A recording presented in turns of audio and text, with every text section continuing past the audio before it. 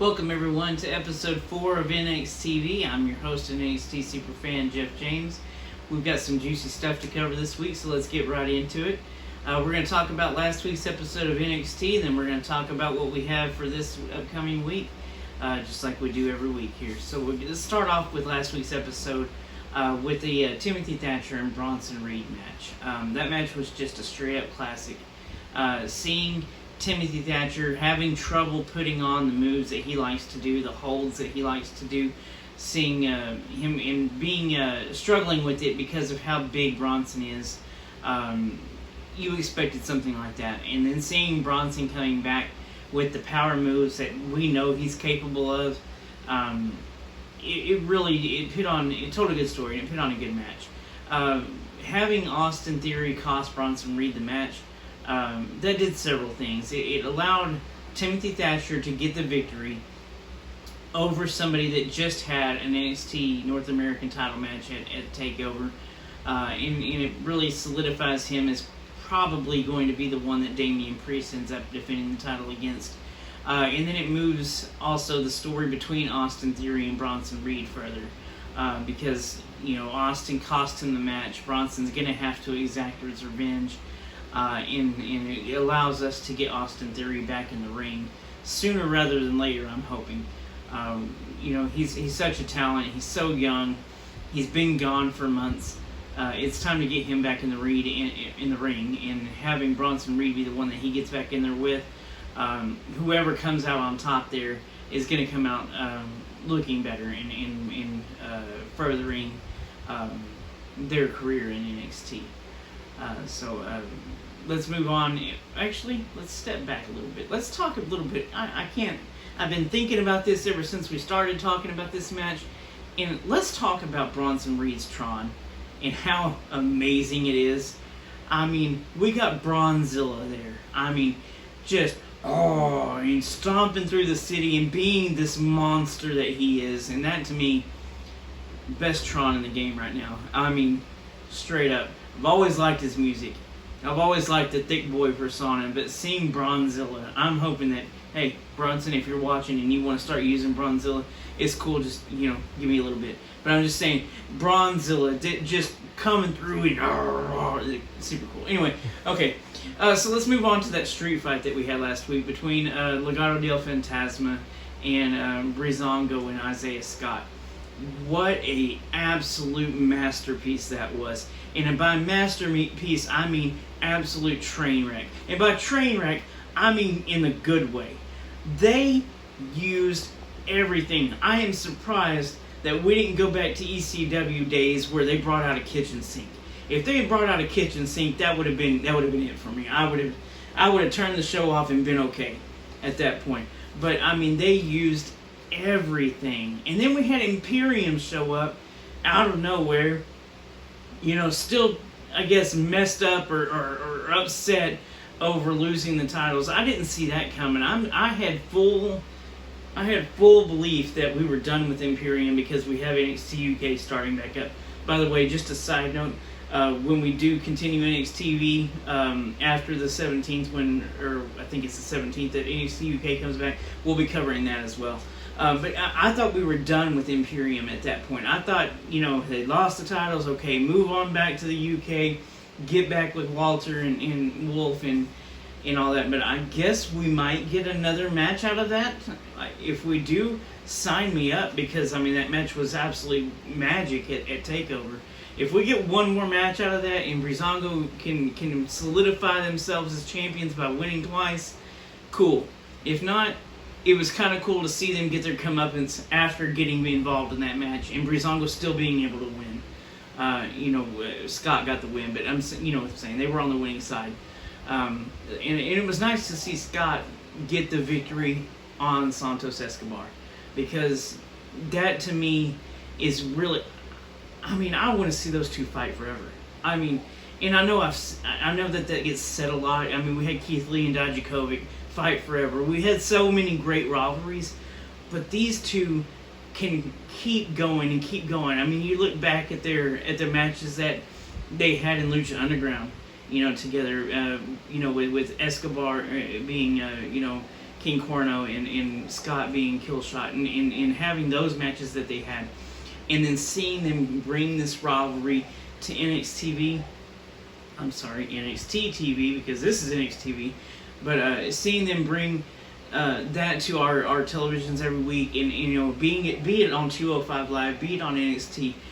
I mean, we could literally watch them fight and do these matches for weeks and still get something new, because those two just have that potential. So, I mean, seeing Scott get that victory means that he holds a pinfall victory again over Escobar. So I do fully believe that this is far from over.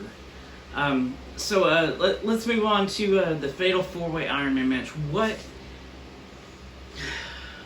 What can I say about that match? I mean, I was literally on the edge of my seat. I mean, you can ask my family who was there in that room with me. I was scooting up to the edge of my seat all the way through that match, because they told a story. We didn't have a fall until, 28, 29 minutes into that match?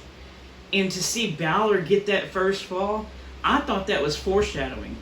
I thought that meant that match could have ended 1-0, and I would have been okay. I mean, Balor getting that victory was so clutch and so key to telling the story for the next 31 minutes that I really thought that was how it was going to end.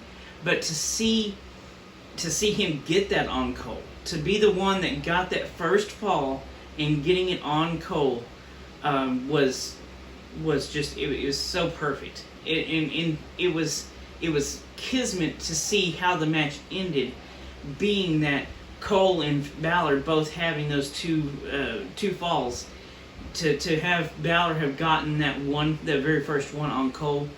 I mean, it's great storytelling. So, I mean, kudos to telling that story. But let's talk a little bit about Ciampa and how Ciampa got pretty much his butt beat all through that match. He got torn up.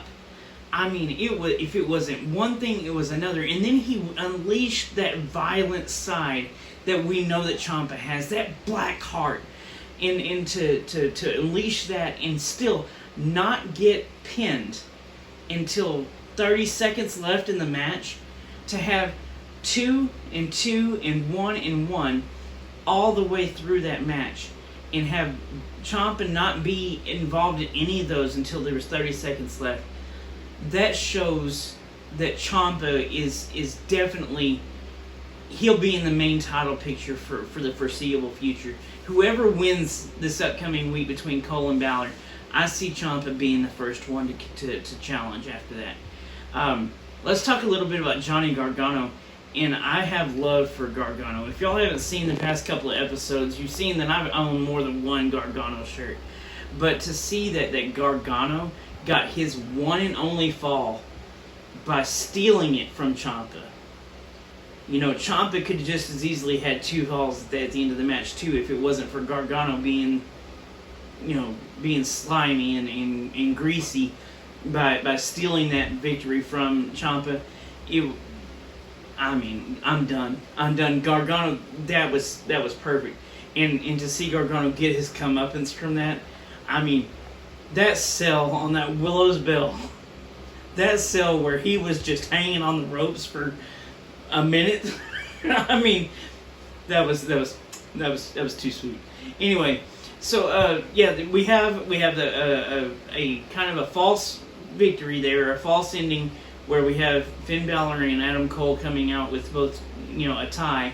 And normally in Iron Man matches, you move on to a sudden death. But I guess with this one being a fatal 4-way, and knowing that we were at the end of TV time, Regal coming in there and saying, okay, we're going to have the sugar match next week, that puts us in a little bit more suspense. We should have a champion right now, but we don't.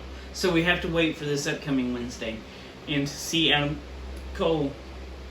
this upcoming Tuesday, another Super Tuesday, to see Adam Cole and Finn Balor go at it again. I mean, former Bullet Club members, they made that little move to each other during that match. In knowing the talent that they have there, I can see this one going 30, 45 minutes too. Who comes out with that victory? In my opinion, I feel like it should be Balor. We've already had a 340-something day run with Cole as champion. Do we need another one? Do we need another run this soon? No, I don't feel like we do. But, I love the Undisputed Era, obviously. But I feel like it's Balor's time. Balor's been overlooked on the main roster. NXT is the main roster too. But we've seen Balor be overlooked. We've seen him come back. We've seen him have all these matches and carrying NXT on his shoulders. I feel like it's time for him to take that title, that belt, and run with it for a little bit. Maybe drop it in a couple of months to a Velveteen Dream, to a Tommaso Ciampa, to a Karrion Kross again. If Karrion Kross comes back and Balor happens to be in his way, sign me up for that match. So I feel like it's time. It's time for Balor to take it. We also have this upcoming Tuesday, Super Tuesday. We have Rhea Ripley versus Mercedes Martinez in a steel cage. We don't get female cage matches often. I think the last one we had on NXT was Io versus Shayna, I believe, where Io ended up making that turn after that match was over. And to have these two beasts, these two fighting warriors go at it in that cage, I feel like that is the best way to go. Mercedes being a fighter by nature, you can put her in the cage. She doesn't need the Robert Stone brand. So if Rhea is asking for this cage to keep the Robert Stone brand out of it, she still has a fight on her hands. Rhea having the raw power and talent that she has, Mercedes has a fight on her hands. And who's going to win this one? I feel like the fans are. Honestly, I don't know. I can see several different endings here where we can continue to have something like this between Rhea and Mercedes, but in the back of my mind, I'm still thinking we still have unfinished business with Rhea and Raquel. So do we squash this Mercedes thing and let her move on to something else and revisit the Raquel thing? Or do we keep this going and have, a War Games? And we've got that coming up in November, right? Do we end up having the Robert Stone brand joining forces with Dakota and Raquel and have Rhea get her team together like we did last year? Because we still have unfinished business with Dakota turning on Tegan in all that at War Games last year. So Rhea has a legit story here that we can revisit at War Games. We could have, Aaliyah and Mercedes and Dakota and Raquel on one side, and we could have Rhea and, go with Tegan again, go with Shotzi, there's several ways that we can go about this. Do we squash the Mercedes thing, or do we continue and move forward with Raquel? I don't know. Just my 2 cents. We also have on Tuesday dinner date with Tegan Nox and Candice LeRae. Does Candice really feel like she's missing Tegan? Does she really want to squash that beef that we never really saw a payoff for? Or does she have some sinister things in mind with inviting Tegan over to her house? Do we have a food fight at her house? Do we have a legit sit-down talk, or do we blow it up? Are we going to get a match between them finally? Or are we going to go with Candice turning face and being back to being the pixie? Do we have Tegan turning heel and joining forces with the Johnny Gargano way? Several things that we can have going there. I'm interested to find out. The dinner things at the Garganos have always been entertaining to me. I know sometimes a lot of people don't really like it, but it's always been entertaining to me to see the whole black and white shaky cam thing when they get, start talking about their evil ways and things like that. So this has been a short episode, I know, because they didn't really advertise a whole lot for this Tuesday. They've only advertised the Balor Cole thing and the Rhea Mercedes thing and then the dinner date. It's not like that's not enough for me to tune into, but that's all we've gotten so far as we film this on Friday night. I've got a lot of things going on this weekend, so I was trying to get this out of the way. If they do advertise more and it's something substantial, we might film a short 5-minute episode to talk about that. Other than that, we'll just revisit what happened on next week's episode. So that's all I got for you guys this week. Remember to hit that subscribe button. I mean, we really want to get this thing going. So if you could subscribe, share on social media, get NXTV out to the world, because we want to keep doing this and really get it out there to being something that people tune into. So if you could share it with everybody. If you have questions or comments, always leave them on social media to us, though. Make sure it's on myself or my brother's Facebook. To get those questions answered or address the comments on the next week's episode. So until then, we'll see you next week. And remember, we are NXT.